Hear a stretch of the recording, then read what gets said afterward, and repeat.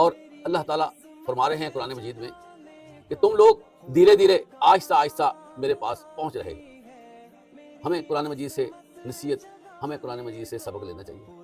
ہر موقع پر، ہر سچویشن میں قرآن مجید ہمیں بہت زیادہ سپورٹ کرتا ہے، لیکن حقیقت یہ ہے کہ ہم نے قرآن مجید سے اس طرح لا تلقی کی ہوئی ہے جیسے یہ کوئی پرایا ہے، اس کا ہمارے ساتھ کسی طرح کا بھی تعلق نہ ہو۔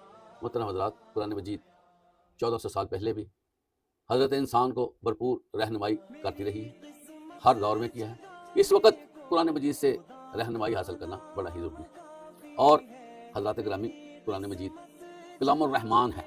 جب آپ اپنے دل میں صدق پیدا کرتے ہیں، جب اپنے دل میں آپ سوچ پیدا کرتے ہیں اور قرآن مجید کو ٹچ کرتے ہیں، وہ آپ کو بہت سی چیزوں کے بارے میں گائیڈ کرتا ہے۔ محترم حضرات، یہ جو اختیارات ہیں یہ کانٹوں کا بستر ہیں، یہ کوئی اچھی بات نہیں ہے، اور آپ علیہ الصلوۃ والسلام نے اس کو پسند نہیں کی، بلکہ خود بھی ان چیزوں سے کنارہ کشی رکھی اور اپنی امت کو بھی ان چیزوں سے بچنے کی تلقین کی۔ ایک عام انسان زندگی گزارتا ہے اور زندگی گزارنے کے بعد اپنے وقت پہ دنیا سے کوچ کر جاتا ہے، اس نے آخرت میں اپنا حساب دینا ہے، لیکن جو صاحب اختیارات ہوتے ہیں ان کا حساب کتاب نہ صرف اپنا ہوگا بلکہ ان لوگوں کا بھی انہی کو حساب دینا پڑے گا ان پر وہ قائم ہوئے، جن پر وہ برا جمع ہوئے۔